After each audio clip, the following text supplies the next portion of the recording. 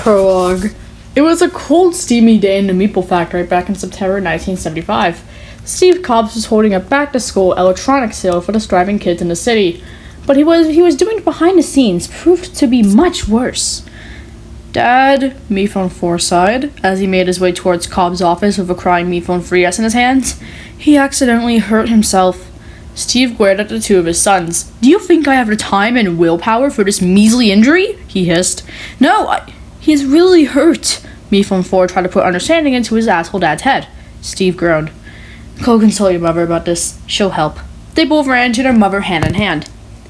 Their mother, Mary Cobbs, was baking cookies in the kitchen, happily humming to herself. "Hey, sweetheart," she noticed the crying, sniffling child. "Hey, what's the matter, hun?" Mary cradled Meephone 3S into her arms. "He got really hurt," Meephone 4 exclaimed. "Thanks, sweetie." Mary trudged to her repairment room to get him fixed up. At a trial 15 minutes later, she got him successfully fixed. "Hey, kiddos, I made cookies," she tried to cheer him up. And it worked! So they sat down in front of the TV and laughed at the antics of Scooby-Doo. Everything seemed good. At least, for now. Chapter 1. 5 years later. It had been a brutal 5 years, which felt longer than the remainder of his life combined. Meephone 4 had been abused in almost every single way imaginable. It was usually physical, but it was sometimes mental too. In their household, at least on Cobb's side, pain was used as a lesson instead of just a simple measly error. So he tried to cope by drawing. At first it was just shapes, simple faces casually doodled as a memento from when the pain just faded into dullness. But then they started to change. They got personalities, names, backstories, even voices. Each and every single one of them felt like a tiny escape from reality, something Meephone could actually control when everyone/everything else controlled him. There were dozens of them, 25, maybe 30, you lost count. Like test tube, nerdy and logical, Apple, definitely initially challenging and silly, Paper, usually timid, but sometimes it can stand up for himself/others, and Doe, always making things rhyme or just lazily sitting around. They all lived in his mind. Safe from Cobbs, safe from his commands and extreme expectations. Sometimes he even invited his own friends to crash and play Dungeons and Dragons. The games were chaotic, full of screaming profanities and cheers of genuine joy and barely fun. But nobody was scared. Afterwards, they ate rubbish, drank warm soda, slept for years, and watched old Godzilla movies until they passed out staring at For 2 hours, Meephone could pretend he was an Pretend he wasn't constantly being watched over. By the time he was 18 going on 19, he finally moved out. It should have felt like freedom. Finally free from Cobb's abuse, but unfortunately for him, it was not. Cobbs had planned ahead. He always did. He put a tracker buried deep within Meephone's system during his original programming back in 1961. It didn't actually matter where Meephone went. Cobbs could still reach him, control him, override him. Like that wasn't enough. Mary had passed in 1960. Some rumors from his older brothers said that Steve had killed her over some overgrown the argument. Mary was a nice person. She never fought, rarely cursed, never drank or smoked. She was pure and innocent, and she ended up being 32 when she passed. The lost followed them all in ways they couldn't explain, especially Meephone 4 3GS. So it was another reason that Meephone 4 kept creating those characters, even going as far to bring them to life. That's how he coped tremendously. 5 months later, July 1st, 1980. Almost all the contestants that Meephone had made years ago had now come to life. Some months ago, and some as recently as a week ago. And they were trapped in some digital world via portal, unable to escape. Not like they noticed anyway. Right now, all the contestants were in test tubes with wooden basement, playing Dungeons and Dragons. Think the basement that the main foreign stranger beings were in. All of you were kidnapped and displaced in a lush forest biome with a temple not far from the horizon. Your potential obstacles are vines scattered across the dirt floor. "What do you do?" Test tube announced. "I will trek to see the temple," Wipeable affirmed. Your foot gets tangled in the vines. You get stuck. You fall prone. Fuck! Do you want to see airplanes tomorrow at the Grand Theater or something? I've been before. They have really good popcorn there, Bo mumbled to her brother Doe. I've been to the similar one. They really like the comfy armchairs, Doe replied. Can I seduce the possible dragon? Fan asked, making a sexy kissing face. No! Paintbrush yelled, slapping him across the face. Aw. You see wild goblins stampeding straight for you. What do? Roll for initiative, Marshmallow quipped. Balloon ended up rolling the d20. It clouded across the table. Natural 1, he disclosed. Silence. Utter silence. Marshmallow slowly covered her face, quietly losing her mind. So, Test Tube said, already grinning cheek to cheek, as the goblins charge, you heroically step forward. I do? Straight onto a loose rock. Oh, come on! But I tripped, don't I? Balloon groaned. Tessum confirmed. Drop your weapon and accidentally headbutt to the war drum that the goblins were carrying. All the goblins skid to a halt, staring you down. Is he challenging us? One of them asks. I scribble back to my feet, take back my weapon, and take a defensive stance while yelling for the others to get the fuck behind me. Tessum nodded. Alright. You kick the loose rock aside and haul yourself upright, snatching back your weapon as just as the goblins snapped out of their confusion. You point your feet, blade up, heart pounding in your chest rapidly. Cover me! He shouted. Behind them, chairs scraped and the dice rattled as the rest of the party reacted. The goblins screech and surge forward again. But this time, they hesitate, spreading out and eyeing your stance. One raises a jagged spear, another knocks an arrow, and the one at the ground bears his teeth in a grin. Okay. And now I'm back on ATV 3.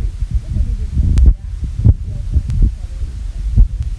Everyone else, now go initiative. We won't try and get rid of it.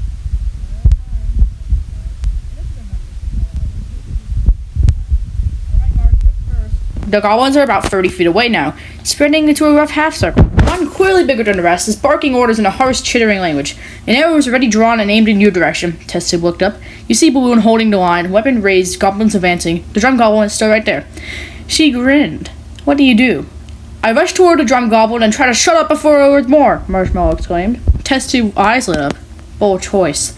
You break from the line and sprint straight to that drum goblin. It shrieks in surprise, scrambling backward as you close the distance, drumsticks clattering to the ground. The other goblins shout, momentarily thrown off by how fast you move. Balloon, Tessum said. You said Marshmallow drafts past you. Arrow fire shifts to attract them instead. The drum goblin raises the drum defensively like a shield, eyes wide.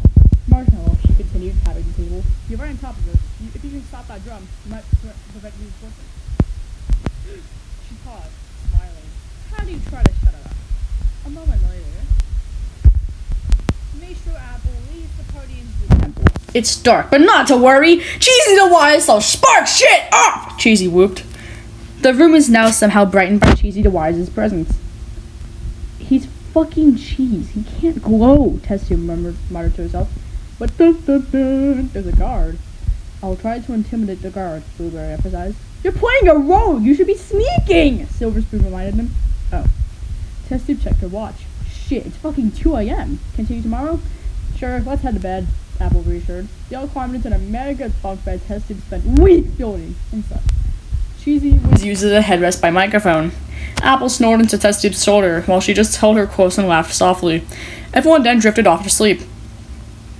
Morning came way too early. Everyone was just starting to wake up, whilst Fernando by ABBA played on the radio, specifically a Sanyo M7024A. Paper yawned as he stretched awake, the song echoing through their cabin. Morning, guys, he groaned sleepily, rubbing his eyes. Morning, Paper, Salt sighed, stretching her limbs. Oh yeah! Bo shrieked, shrieking Doe aggressively. What? He sighed. We're gonna see airplanes today! Yay! After everyone else woke up, they all got breakfast. Silver Spoon and Trophy were pushing each other around, trying to be the first ones to that mini cafeteria. But it was until a microphone noticed something off. Where's Cheesy? Chapter 2. The Vanishing of Cheesy Mozzarella. Where could he be? He was sleeping behind me just last night, she gasped. Everyone was now awake and panicked. The single sentence broke their silence like glass. Mike, Apple inquired, just starting to wake up out of Tessum's arms. That's not funny. I'm not joking! Microphone snapped. Apple whimpered before hiding herself in Tessum's chest. Don't fucking yell, damn it! She's sensitive! Tessum viciously spat. Anyway, before I was rudely interrupted, hey! He was right there. I used him as a headrest, Microphone continued. Fan slipped out of bed. Okay, he probably wandered off. He does that. At 6 a.m. in the dark? Paintbrush groaned, interjecting Fan's fury. Sounds followed. Not an uncomfortable sleepy kind, but the kind that pressed onto their ears. The radio, however, was oblivious to the situation as it kept playing ABBA's Fernando. But it was until OJ had realized it was distorting and repeating. There's something in the air that night, the stars look bright, Probably just difficulties, Salt replied. Cheesy woke up screaming. Ah! He sobbed for a moment. Oh, my everything. The first thing he noticed that it was really cold. Not ice cold or even drafty basement cold. This was wrong cold. And then another thing he noticed. It was dark, almost completely. He could barely see a thing, but the air around him flashed faintly in red. And a boy he was sitting on felt soft, by slightly thin. It reminded him of fall when he sometimes stumbled along the damp moss of that leaf. There were thick, pulsating veins on the walls there. He had no clue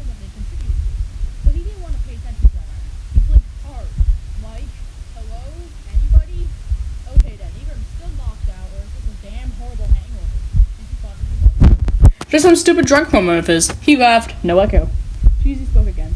Awesome prank, guys. 10 out of 10. Gold star added. Still none. Cheesy decided to make another shitty joke. But louder. Why did the D20 break up with the DM? Because it felt rolled over in a relationship. He laughed anxiously. The echo was non-existent, like it was tired of his constant jokes. Okay, seriously guys, this isn't funny anymore. Cheesy voice cracked, banging against the slimy wall. Where are you guys? It was no use. Minutes felt like hours. Cheesy was mortified. He hugged his knees. He tried to remember last week, anything familiar, but the darkness swallowed his thoughts completely. He swore he could hear breathing back there. Was it just him imagining? Cheesy then collapsed on the floor and tried to ugly cry himself back to sleep, but it was no use. Before he could react, he saw something. It looked like one of those creatures in the Dungeons and Dragons game. Could it be the Demogorgon? He shrieked loudly as he ran. He ran for miles. When Cheesy finally lost the Demogorgon, he heard something faint. But it sounded like it was being dragged through water. Wait a damn minute. That night. Fernando! His breath caught in his throat. The stars were bright, Fernando. His heart pounded in his chest wildly. This can't be happening. Test Tube was now on her feet, sweeping the room via her eyes, and then moving quickly, checking under bunks, behind crates in a storage closet.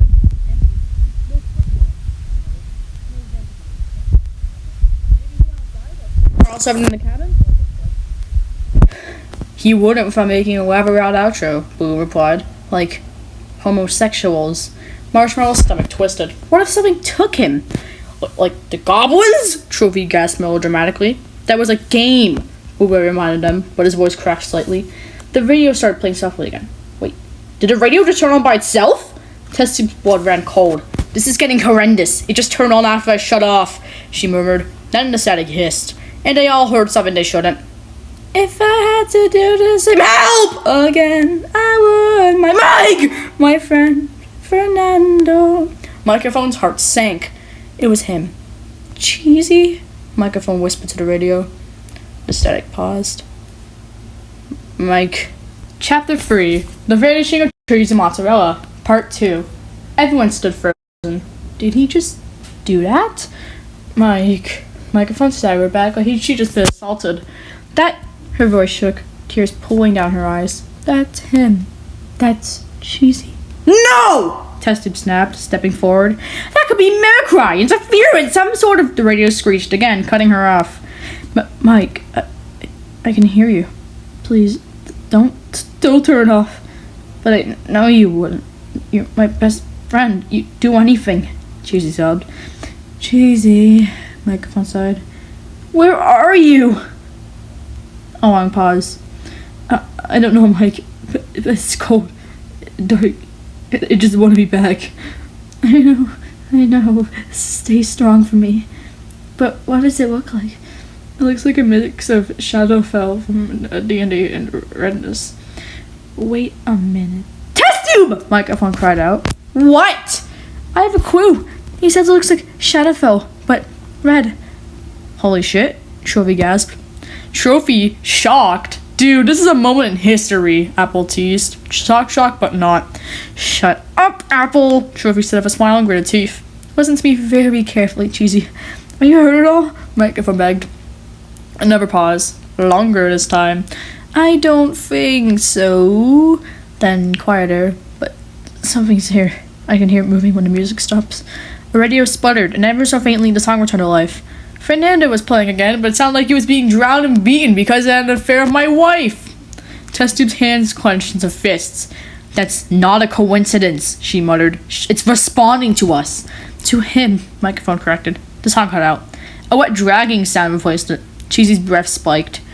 Mike, don't let it hear you. The signal shrieked. Cheesy! Microphone screamed, breaking down onto the floor. This can't be happening. It's all my fault I let him go missing. I'm just a monster, she quoted him. Even with all their petty arguments about his unintentionally offensive puns, they always made up in the end. She was extremely close to him. She couldn't lose him like this. She'd fight where I was trying to kill him for their sake. Microphone didn't realize she was shaking until Taco gently grabbed her wrist. Mike, look at me, Taco murmured, quieter now. We are not shutting the radio off, not unless we have him in front of us. Microphone swallowed hard and nodded, wiping off her face via the heel of her hand. I can hear you. Cheesy came back again, sobbing quietly himself. It's closer now. Her heart jumped. Cheesy, save me! Microphone said quickly. You're doing great. You're doing so great, okay? A wet sound echoed. Paper stiffened, the bristles slightly flaring as he almost jerked backwards. That's not static. Nope, Test Tube agreed. That's spatial breather. Translation? Apple murmured. Whoever he is. Test Tube grabbed her hand and squeezed it tight in anxiousness. It's pushing back. Apple slightly blushed at the gesture but ignored it. The lights flickered. Once. Twice. Where are you? The radio crackled. And for a brief, horrifying second, Abba's Fernando roared into something wrong. Slower, lower, like it was being dragged through water. Cheesy whimpered at a medium volume. It knows when the music stops, he disclosed. It gets mad when the music stops. Microphone's breath hitched. Okay, then we won't stop it. We'll keep it playing, yeah? Just like background noise, like white noise? Silence on the other end.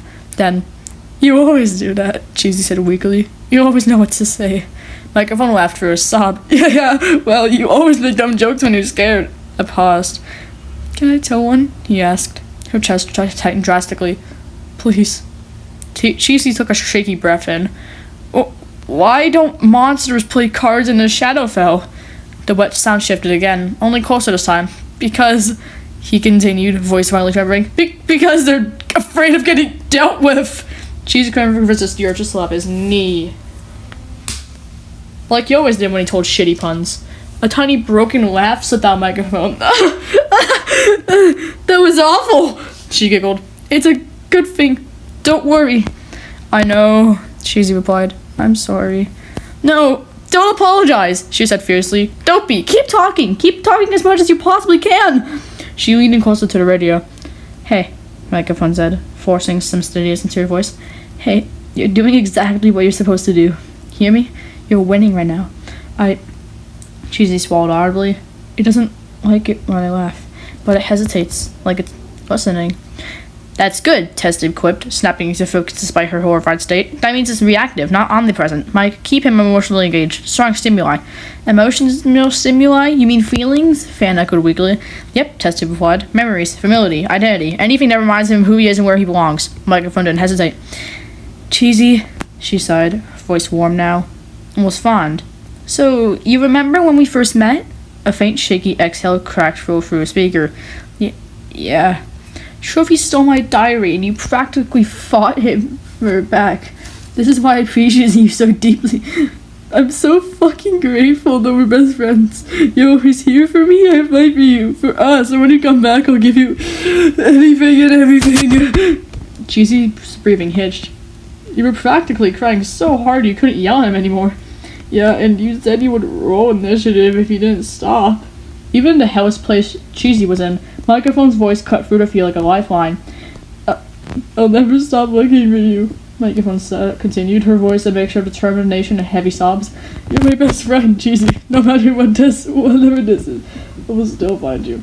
Cheesy wanted to believe her. He wanted to hold on to that thread of warmth for normalcy that her voice offered. The creature, or whatever it was, seemed to hesitate at her words. He could feel it moving, pulsing, reacting to the sound, but it no longer rushed forward blindly. It paused, almost as if uncertain, letting him breathe a moment longer. I remember, he whispered, his voice breaking.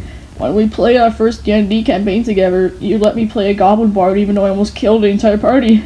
And you didn't get mad, you just laughed.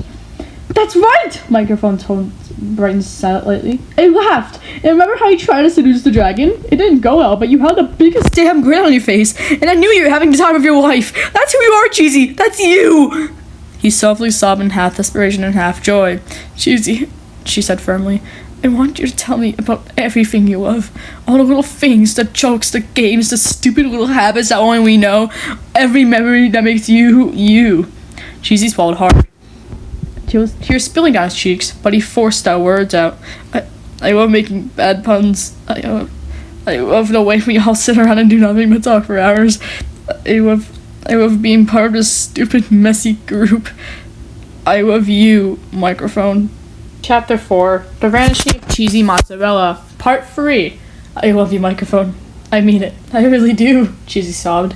This was obviously special. He didn't call her Mike for this. Cheesy used her full name, and for the first time ever. Microphone was frozen, face as red as a beet and tripping over her choice of words. Her brain simply stalled. Froze even. She hadn't expected his heartfelt confession. Not now, not ever, not especially from him. You can't just say things like this right now. You will promise me that this isn't some, hey, I'm gonna die, so here's my last confession speech. Microphone sputtered. But I love you too. So much it fucking hurts. And when you get back home, you're gonna tell me that again, properly, when you're safe. I'll answer probably too. Shit, sorry, I didn't want that to be the thing, last thing I never said. But of course, I can wait, she replied eagerly. A long pause.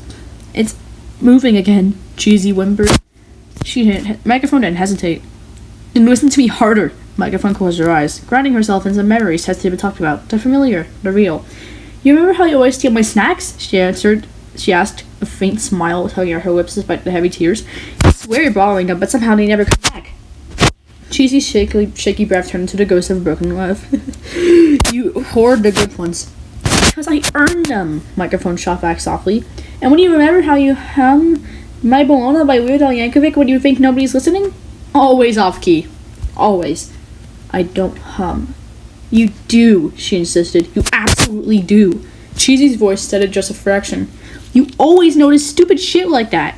It's because you matter, Microphone said simply. All of it matters. You matter. Silence. And then very quietly, I'm really scared, Mike. Her throat tightened painfully at the nickname. I know, she whispered, and I know you're absolutely allowed to be. But you're not alone. Not now, not ever. You hear me? The radio crackled sharply, like something recoiling. Test tube leaned forward. Heart rate stabilizing, she muttered. Whatever it is, it doesn't like this. Emotional reinforcement is weakening its approach. Apple swallowed. So love really is fighting it? Connection, Test tube corrected softly, grabbing a hold of Apple's hand again. Love is just a form of it. Apple giggled softly. Her hand felt warm. The touch felt warm. She felt warm. Was this a crush? Microphone's hand curled into a fist against the floor. Cheesy, she said again, voice steady despite the storm in her chest. I don't know what this place is. I don't know how to get you out yet. But I will. I swear I'll come to get you. When you come back, when not, if. You're gonna make the worst joke imaginable, and we're gonna groan, and everything's gonna feel normal again. Promise? Cheesy asked. I don't make promises I can't keep, Microphone replied. Then this one, I'm definitely keeping. And just for a small moment, the wet sound stopped entirely. Cheesy exhaled, long and trembling. Okay, then I'll keep talking. That's my bard, Microphone said, voice fake of emotion. Roll initiative, yeah. A faint, real laugh slipped through the radio. The creature waited, and for the first time since Cheesy disappeared, it didn't advance. The room felt impossibly tense, like the air itself was holding its breath. The faint laugh on the radio had shaken something loose, not just in Cheesy, but in whatever was out there. For a moment, the silence was almost sacred. Test Tube's eyes were wide, scanning the monitors like she expected the thing to snap back any second. It's stalling, she muttered, voice low. The bond, it's slowing its progression. I'll think it's used to this. Apple's grip on Test Tube's hand tightened. So, love actually works? She whispered, almost in awe. Connection, Test Tube corrected again. It's not magic. It's attention, presence, feeling seen and acknowledged. That's what makes this creature hesitate. It feeds on isolation and fear, not bonds that exist in spite of them. And all of a sudden, Test Tube kissed Apple's cheek. Nice kiss, though. Test Tube! Apple squeaked. Test Tube froze, but she didn't pull away. Rather, she nuzzled into Apple's upper cheek. Paper stared. Fan stared harder. Take a picture! It'll last longer! Test Tube threw her signature and Nikon F3 into Fan's hands. Microphone's jaw clenched. Then we keep doing it. We remind Cheesy he's not alone. Every word, every memory, everything we've ever shared. On the other end of the radio, Cheesy's voice was faint but trembling with resolve. Mike, remember that time you convinced me to wear D pink socks even though I said they were cursed? Microphone chuckled through tears. How could I forget? You'd say you died of embarrassment before everyone saw them. I wore them anyway, he admitted him quietly, because you dared me to. That's the Cheesy I know, she whispered, a small smile breaking through. Even when you're scared, even when you're trapped, you still find a way to be utterly ridiculous. Test Tube exhaled slowly. It's hesitating. You might actually have a shot at this. Microphone knelt, pressing her hand directly to the floor, as if the vibrations could reach Cheesy. Cheesy, I swear, you're going to get through this. We're going to all get you through this. I need you to fight just a little longer for me, okay? For all of us. I paused, then, quietly, I can try. For you. For the rest of us. Mike. That's the spirit! Big Cookie, get your ass home! The creature's movement became sluggish, almost hesitant, like it was losing confidence. Cheesy's voice became, however, steadier, more confident, even stronger. Mike, I think I can see it, or feel it, or maybe both, Cheesy murmured.